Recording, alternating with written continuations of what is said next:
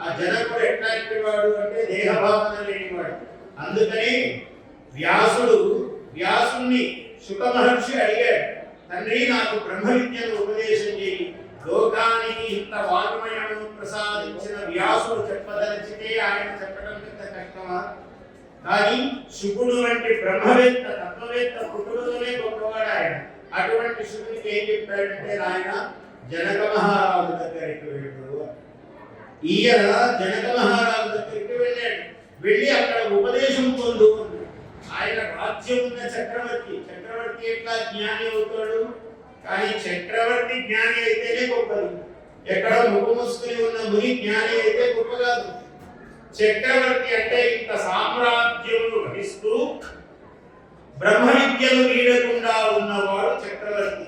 అంటే దేహభావన లేనటువంటి వాళ్ళు విదేహరాజుల వాళ్ళందరూ కూడా.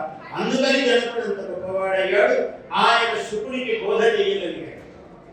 అందుకనే ఏమన్నారంటే, పుంఖానుపుంఖ విషయే క్షణ తత్పరోపి బ్రహ్మాత్మతాన్న విజహాతి కదాపి యోగి సంగీతతాడ నృత్తవశవాద్య వశంగతాపి మౌళిస్థ కుంభ పరిరక్షణ ధీర్నటీవా అన్నాడు. బ్రహ్మ విద్యా ఉపాసన ఎలా ఉండాలి అంటే, ఒక మహానుభావుడు అద్భుతమైన ఉదాహరణ, పుంఖానుపుంఖ విషయే క్షణ తత్పరోపి.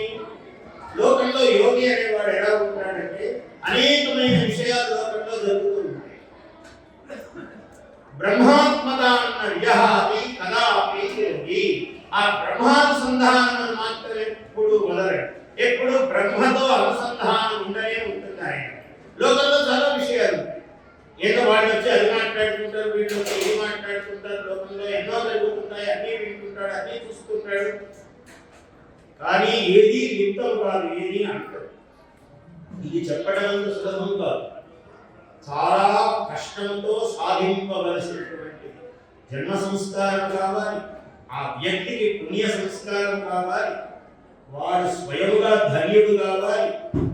గురు కృప ఉండాలి. అతనికి బుద్ధి పుట్టాలి. అవిశ్రాంతమైన పరిశ్రమ ఉండాలి. వీటితో లభిస్తుంది.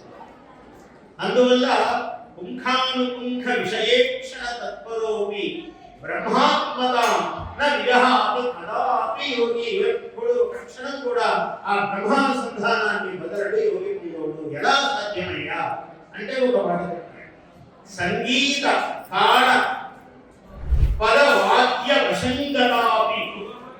సంగీతము, తాళము, శృతి అన్నీ ఉంటాయి. సంగీత తాళ శృతి వాద్య వశంగతాపి. తల మీద నీళ్లతో కుండ పెట్టుకుని ఒక ఆమె నృత్యం చేస్తుంటారు. ఆ తాళము తప్పదు, సంగీతమునకు తప్పదు. అన్నింటికీ అనుకూలంగా ఇలా అలా ఉయ్యాలంగా తిరిగినా కూడా అక్కడ ఉన్న ఒక చుక్క నీరు కూడా తినదు. ఇది ఎలాంటిదో యోగి యొక్క స్థితి అలాంటిది అన్నారు. సంగీత తాళ శృతి వాద్య వశంగతాపి మౌళిస్థ కుంభ పరిరక్షణ ధీహి నటీ ఇవ. మౌళిస్థ కుంభ పరిరక్షణం, తల మీద ఉన్నటువంటి ఘటము, అందులో జడము. ఒక చుట్ట కూడా పక్కకు కొడకదు. ఆయన ఎంత నృత్యం చేసినా, ఎన్ని పాదాలు ఇట్లా చేసినా కూడా అక్కడ ఉన్నటువంటి ఆ కుంభము చదరదు. ఎలాగో అలాగా యోగి కూడా అలా ఉంటాడు. జనక మహారాజు అటువంటి వాడు. ఆయన భార్య ధన్యాదేవి. ఆ ధన్యాదేవి ఎలా తరించిందయ్యా అంటే, సీతాదేవి అక్కడ శీర లాంగరం, ఆ శీరపాణి అంటే ఆ మడక, దాన్ని ఏమంటారు, నాగలి. ఆ నాగలిని చేత కలిగినటువంటి మహానుభావుడు దున్నడంతో మహాలక్ష్మీదేవి వహించింది. అందుకని సీత అని ఏర్పడితాను. సీత అంటే నాగలి చేత గీయబడిన ఒక గీత. ఆమె సీత అని పేరు వచ్చింది. అయోధ్య, పార్వతీదేవి కూడా అయోధ్య, సీతాదేవి అయోధ్య. ఇలా రెండు అవతారాలు, ఇద్దరు పురుషులు పుట్టారు. Please subscribe to our YouTube channel. Like and share this video.